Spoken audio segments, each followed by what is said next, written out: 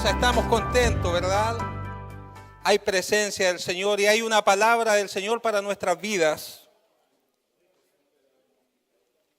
Mire, vamos a compartir una palabra que está en el libro de Lucas, que usted quizás la ha escuchado muchas veces, quizás usted la ha predicado, ha evangelizado con ella, pero siempre el Señor tiene algo nuevo para nuestras vidas. Y como dice en Isaías, la palabra nunca vuelve vacía, amén. Así que vamos rápidamente, pretendo ser lo más corto, preciso y conciso, y que usted pueda entender el mensaje que el Señor tiene para nuestras vidas, para bendecirnos. Amén. Y está en el libro de Lucas, capítulo 15, versículo 11.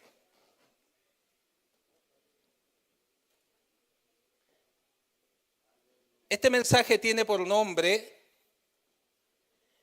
el abrazo del Padre.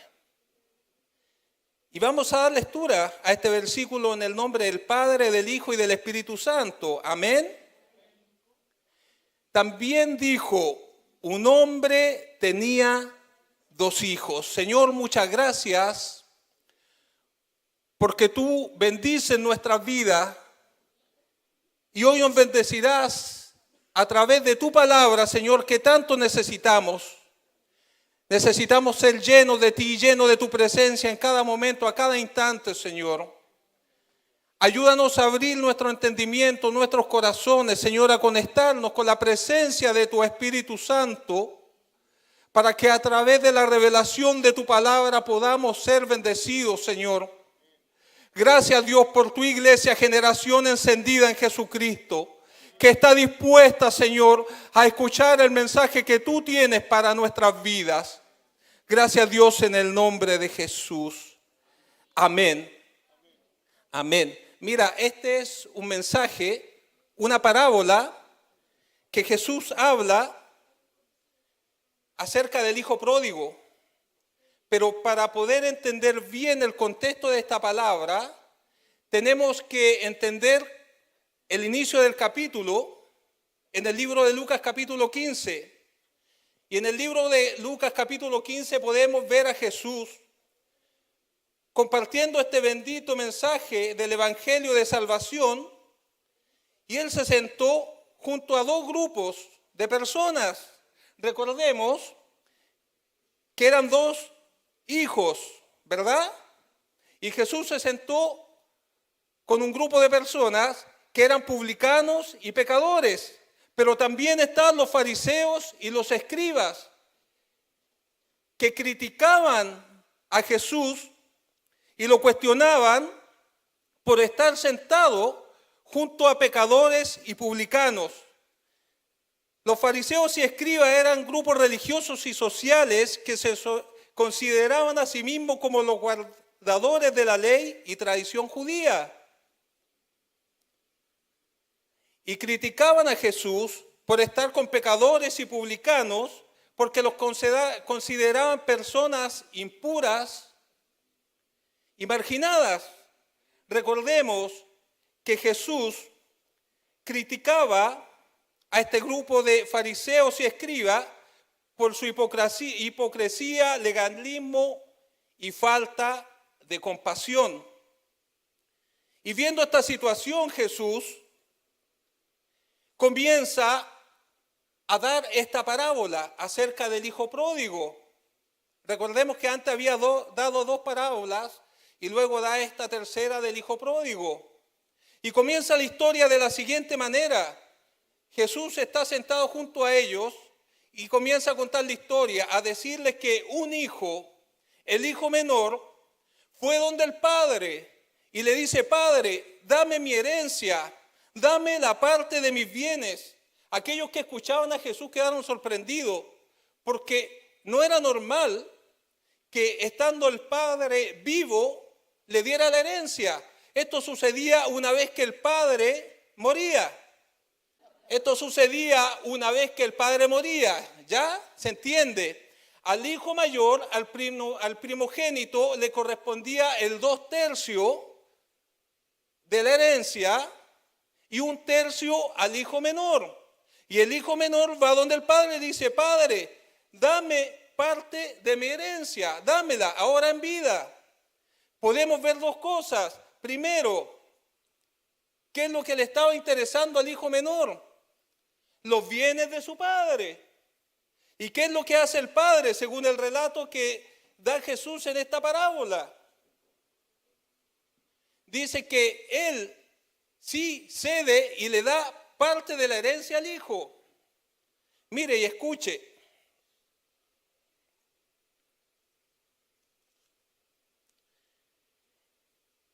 Les decía que en aquel tiempo la herencia se daba cuando el padre moría. El padre le da la herencia al hijo menor, pero a causa de eso, ¿qué es lo que sucede? Veamos el versículo 12. Y el menor de ellos dijo a su padre, Padre, dame la parte de los bienes que me corresponden. Y le repartió los bienes.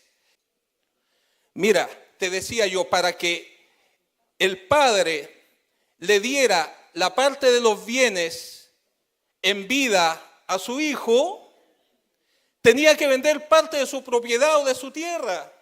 Y eso no se daba. En griego, la palabra propiedad es bios, que eso significa dar parte de su vida. Es decir, él al vender parte de su tierra para darle la herencia a su hijo, tenía que dar parte de su vida. En ese momento eran catalogados según el estatus de tierra, de propiedad que ellos tenían. ¿Y qué es lo que hizo el padre? La audiencia quedó más sorprendida cuando Jesús dice que el padre le dio parte de la herencia a este muchacho. ¿Y qué fue lo que hizo este joven? Este joven tomó lo que le dio el padre, salió de la ciudad, fue a una provincia cercana y dice la historia, y Jesús relata en su parábola, que este muchacho gastó todo lo que tenía. ¿Cómo lo gastó, hermano? Quizás, como digo yo, en la farándula de aquel tiempo, en la bohemia, alcohol, vicios, mujeres, y desperdició lo que el padre le había dado como herencia. Aleluya.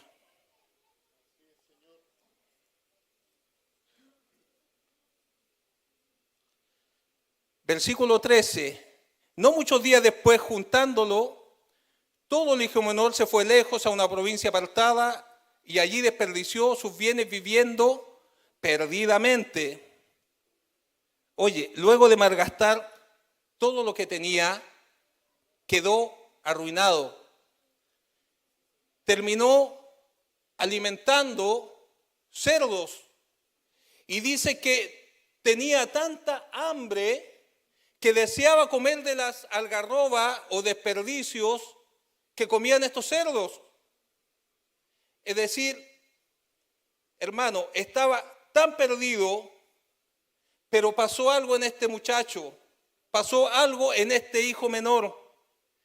La escritura me dice que él recapacitó, que él volvió en sí y ideó un plan.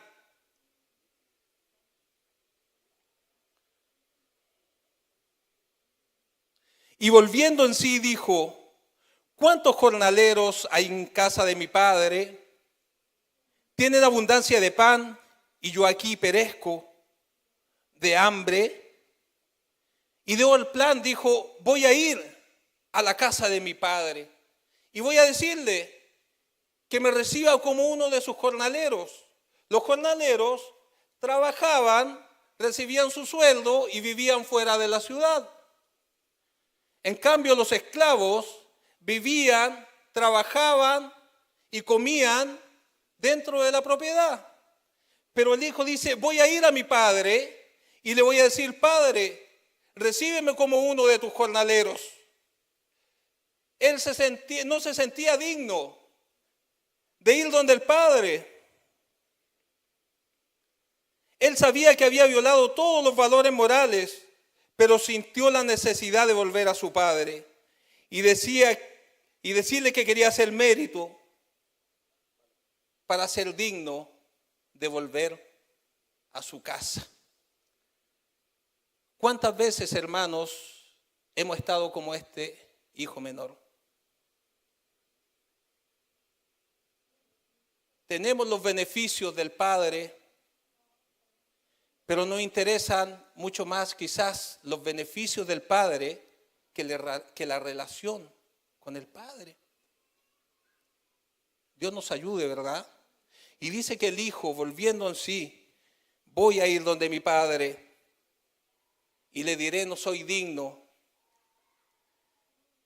Y iré y le diré, no soy digno. Y fue lo que hizo. Volviendo en sí, se paró del lugar donde estaba enterrado, mugriento, hediondo, sin valor. ¿Recuerda usted y yo cómo estábamos? ¿Recuerda usted y yo cómo estábamos antes que la gracia y la misericordia del Señor nos alcanzara? Y este muchacho dice, voy a ir donde mi padre. Y comenzó a caminar hacia la casa de su padre. Mira qué lindo, su padre, yo creo que a diario miraba que regresara este hijo perdido. A diario esperaba que este hijo volviera a casa. Y dice el relato que el padre lo ve venir, lo ve a la distancia venir, y lo que hace el padre sale a su encuentro y corre al encuentro del hijo. Tampoco era normal que los patriarcas en aquel tiempo, en el Medio Oriente, corrieran, sino que era más normal que el hijo hubiese corrido hacia el padre, o que los niños, que las mujeres corrieran. Pero ¿qué me dice el relato? ¿Qué dice Jesús en esta parábola? Que el padre corrió al hijo.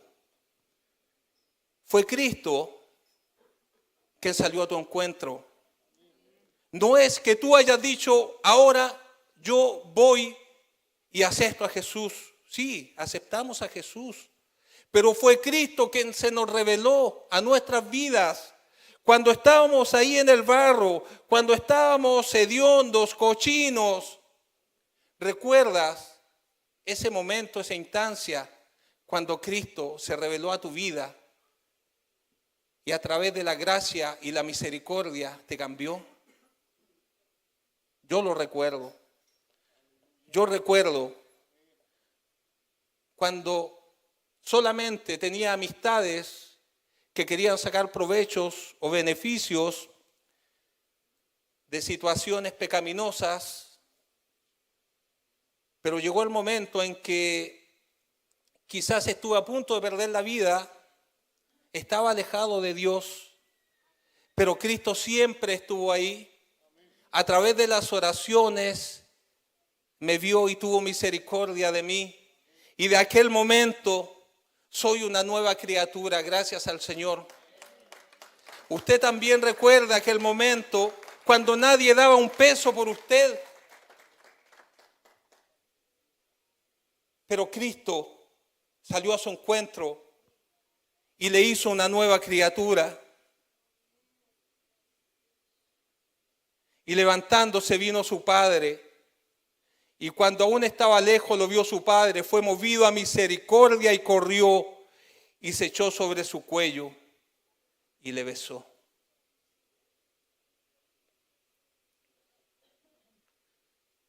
Pero el padre le dijo a sus siervos, sacad el mejor vestido y vestidle, poned un anillo en su mano y calzado en sus pies. El anillo significaba autoridad. El anillo tenía un sello de la familia. Cuando ellos hacían contratos importantes, ponían el sello del anillo. Es verdad, este joven no era digno, pero Dios, el Padre en ese momento, le dio esa autoridad por medio de ese anillo, porque sintió tanta alegría que ese hijo perdido había vuelto.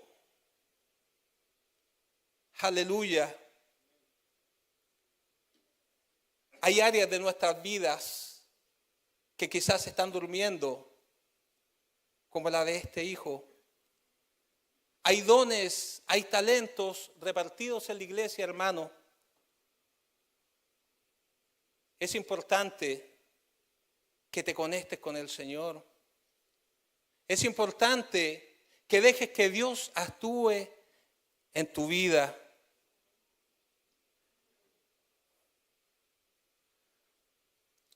Gloria al Señor. Y traed el becerro gordo y matadlo y comamos y hagamos fiesta. Hoy había una felicidad tremenda en este padre. Cuando se mataba el becerro engordado era para ocasiones muy especiales. Pero para el padre esta era una ocasión especial, porque su hijo que estaba perdido había vuelto. Y en estas fiestas venían los amigos de la ciudad, venía la familia y se regocijaban con el padre porque estaba muy contento y muy feliz de que había recuperado a su hijo. Si hay alguien que está en las condiciones de este hijo menor, Dios es el que te está esperando. Hoy en día hay muchos como este hermano menor que quieren los beneficios de su padre, pero no tienen una relación estrecha con el padre, hermano. Es importante, como dice la Biblia, que debemos buscar el reino de Dios y su justicia. Todo esto comenzó por una decisión y pésima decisión que tomó el hijo de pedirle al padre que le diera la parte de sus bienes. Recuerda que la vez pasada comentamos que cuando uno está problemado, angustiado, desesperado, suele tomar decisiones y muchas veces son las decisiones equivocadas como las que tomó este muchacho, pero también aprendimos a través de la palabra que la decisión que tenemos que tomar como cristianos, como hijos de Dios, es buscar el reino de Dios y su justicia. Y mire, parte de buscar el reino de Dios y su justicia es congregarse. Ahí va de nuevo. Iglesia del Señor, parte de buscar el reino de Dios y su justicia está en congregarse, cuando estamos juntos, cuando estamos en armonía, cuando nos conectamos con la presencia del Señor, Dios se hace fuerte. El enfermo recibe sanidad, el que está afligido recibe paz, el que está triste recibe gozo. Y hay libertad, hermano. Donde hay presencia del Señor hay libertad. Y aquí hay presencia del Señor. Dios quiere libertar. Dios quiere sanar. Dios quiere restaurar. Parecía que todo terminaba en felicidad. El hijo perdido volvió a casa, se reunió con su padre y vino la familia y amigos y se regocijaron.